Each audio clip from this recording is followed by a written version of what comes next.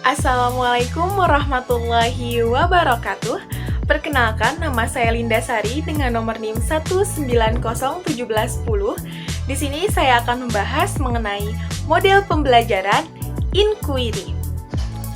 Model pembelajaran inquiry merupakan model pembelajaran yang berupaya menanamkan dasar-dasar berpikir ilmiah pada diri siswa, sehingga dalam proses belajar mengajar, siswa lebih banyak belajar sendiri dan mengembangkan kreativitas dalam memahami konsep dan memecahkan suatu masalah.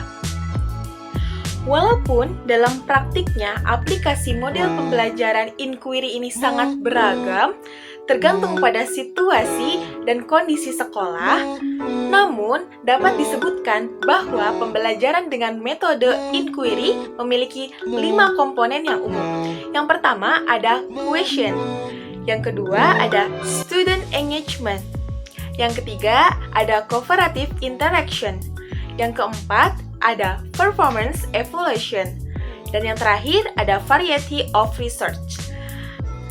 Yang pertama, question. Nah, pembelajaran ini biasanya dimulai dari sebuah pertanyaan pembuka yang memancing rasa ingin tahuan siswa atau rasa kekaguman siswa gitu ya terhadap suatu fenomena. Nah, nanti siswa diberi kesempatan untuk bertanya yang dimaksudkan sebagai pengarah ke pertanyaan inti yang akan dipecahkan oleh siswa. Nah, selanjutnya nanti guru akan menyampaikan pertanyaan inti yang akan dipecahkan oleh siswa. Nah, untuk menjawab pertanyaan ini sesuai dengan taksonomi Bloom, siswa dituntut untuk melakukan beberapa langkah seperti evaluasi sintesis dan analisis. Nah, jawaban dari pertanyaan yang inti tidak dapat ditemukan, misalnya di dalam buku teks, melainkan harus dibuat atau dikonstruksi. Selanjutnya yang kedua, ada student engagement. Nah, dalam metode inquiry ini, keterlibatan aktif siswa itu sangat menjadi suatu kewajiban atau keharusan, sedangkan peran guru adalah sebagai fasilitator. Nah, yang ketiga, ada cooperative interaction, di mana siswa ini diminta untuk berkomunikasi ya, bekerja berpasangan, dan juga bekerja dengan tim atau kelompok gitu ya, untuk mendiskusikan berbagai gagasan atau fenomena-fenomena yang akan dibahas dalam suatu kelompok. Selanjutnya yang ketiga, ada performance evaluation. Nah, dalam menjawab pertanyaan permasalahan, biasanya siswa ini diminta untuk membuat sebuah produk yang dapat menggambarkan pengetahuannya mengenai permasalahan yang sedang dipecahkan. Yang kelima, ada variety of research, di mana siswa dapat menggunakan bermacam-macam sumber belajar. Yang pertama ada buku teks misalnya, ada website, ada televisi, ada video, atau ada poster, atau bisa dengan wawancara dengan ahlinya, dan sejenisnya atau sebagainya. Nah, selanjutnya bagaimana nih langkah-langkah dalam menggunakan model pembelajaran inquiry itu?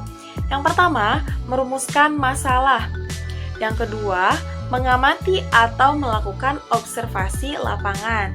Yang ketiga, menganalisis dan menyajikan hasil dalam tulisan atau gambar atau laporan atau bagan atau dengan karya yang lainnya. Selanjutnya yang keempat, mengkomunikasikan atau menyajikan hasil karya kepada pembaca, teman sekelas, guru atau audiens lainnya.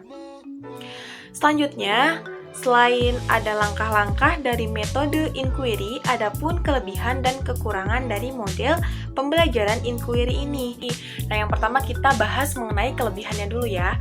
Untuk kelebihan model pembelajaran inquiry, yang pertama, pembelajaran ini merupakan pembelajaran yang menekankan kepada pengembangan aspek kognitif, afektif, dan psikomotor secara seimbang, sehingga pembelajaran ini melalui pembelajaran ini gitu ya dianggap jauh lebih bermakna. Terus yang kedua, pembelajaran ini dapat memberikan ruang kepada siswa untuk belajar sesuai dengan gaya mereka. Gayanya seperti apa dibebaskan gitu ya. Terus yang ketiga, pembelajaran ini merupakan strategi yang dianggap sesuai dengan perkembangan psikologi belajar modern yang menganggap belajar adalah proses perubahan tingkah laku berkat adanya pengalaman. gitu. Terus yang selanjutnya ada yang keempat, keuntungan lain yaitu melayani kebutuhan siswa yang memiliki kemampuan di atas rata-rata. Nah, artinya siswa ini memiliki kemampuan belajar yang bagus, akan terhambat jika siswa itu belajar atau tergabung dengan siswa yang lemah dalam belajar gitu. Itu untuk kelebihannya. Selanjutnya, tadi sudah ada kelebihan dari model pembelajaran inquiry. Selanjutnya ada kekurangan atau kelemahan dari model inquiry. Apa kelemahannya? Yang pertama, sulit mengontrol kegiatan dan keberhasilan siswa gitu. Sulit untuk dikontrol. Bagaimana sih siswa ini dikatakan berhasil gitu ya. Terus yang kedua, sulit dalam merencanakan pembelajaran oleh karena terbentur dengan kebiasaan siswa dalam belajar.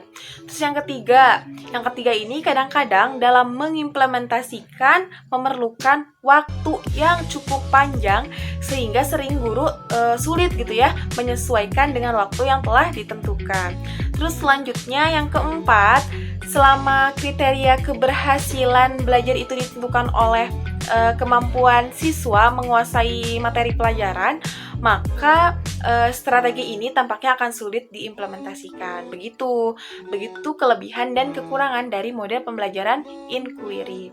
Selanjutnya, bagaimana nih contoh implementasi model inquiry dalam proses belajar mengajar siswa pada sekolah menengah pertama? Oke, mari.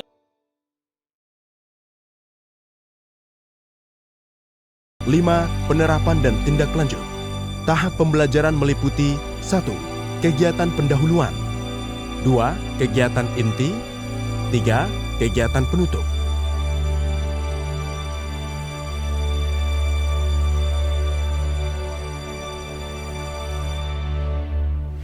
Selamat pagi anak-anak. Marilah kita awali pembelajaran pada pagi hari ini dengan berdoa bersama menurut agama dan keyakinan kita masing-masing. Berdoa mulai. Kegiatan pendahuluan meliputi 1. Guru menyiapkan peserta didik secara psikis dan fisik untuk mengikuti proses pembelajaran. 2. Guru menyampaikan materi yang lalu dan apersepsi. 3. Guru memotivasi siswa agar lebih aktif dalam kegiatan pembelajaran sehingga mencapai hasil belajar seperti yang diharapkan, termasuk penanaman dan penguatan karakter siswa. Hal ini dilakukan antara lain dengan menyanyikan lagu rayuan Pulau Kelapa bersama-sama. 4. Guru menyampaikan langkah-langkah pembelajaran, tujuan, dan penilaian. Kegiatan inti dalam pembelajaran Inquiry Discovery meliputi 1. Merumuskan pertanyaan. 2. Merencanakan prosedur pengumpulan dan analisis data. 3. Mengumpulkan dan menganalisis data. 4. Menarik kesimpulan. 5. Penerapan dan tindak lanjut. Guru membagi siswa menjadi beberapa kelompok, masing-masing kelompok beranggotakan 4 siswa dengan tujuan siswa dapat berlatih dan bekerja bersama, saling membantu dalam belajar dan saling mendorong atau memberi semangat dalam belajar. Pada langkah merumuskan pertanyaan, guru menyediakan masalah atau mendorong siswa untuk merumuskan masalah dengan sumber video tentang dampak positif dan negatif kondisi geologi Indonesia. Siswa menyaksikan tayangan video dampak positif dan negatif kondisi geologi Indonesia dan mengisi lembar observasi yang diberikan guru sebagai pedoman pengamatan. Dalam Inquiry Discovery Learning, guru lebih berperan sebagai fasilitator, inspirator, pengarah, dan partisipan dalam merumuskan pertanyaan dan menemukan jawaban. Namun demikian, pada saat yang tepat, terutama apabila siswa belum terbiasa dengan metode ini, guru dapat memberitahu, memberi konfirmasi, dan memberi umpan balik.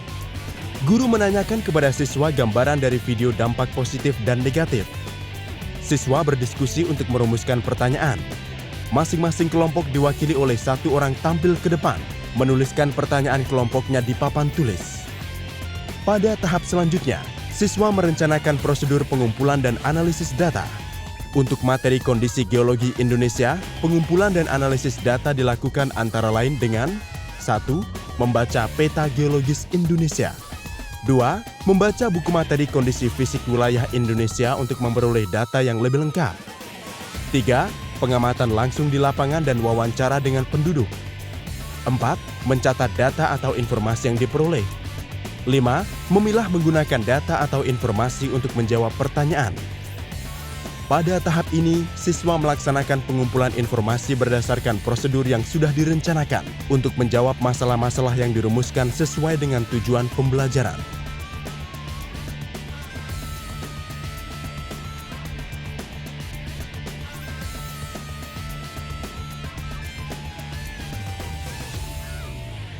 Bagaimana kondisi tanah di daerah sini, Bu? Oh, tanah di daerah sini subur, Nak, karena kan tanah vulkanik. Berdasarkan informasi yang diperoleh, siswa dalam kelompok menganalisa data untuk menjawab pertanyaan. Guru mengunjungi setiap kelompok untuk mengecek kebenaran informasi yang diperoleh dan jawaban-jawaban mereka dengan memberikan pertanyaan-pertanyaan pancingan.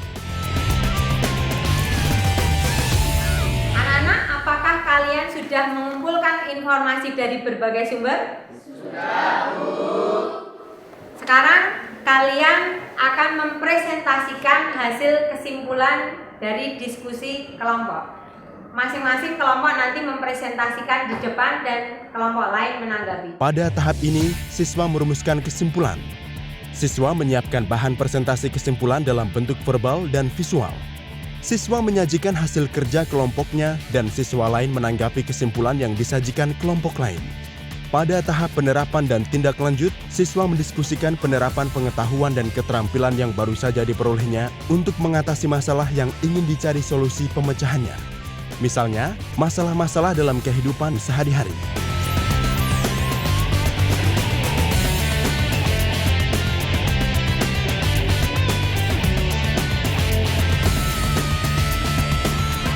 Dalam tahap penutup dilakukan refleksi terhadap pelaksanaan pembelajaran dan penguasaan materi oleh siswa. Setelah kalian mengikuti pembelajaran kali ini, bagaimana tanggapan kalian terhadap pelaksanaan pembelajaran? Siapa yang akan memberikan tanggapan? Saya, Bu.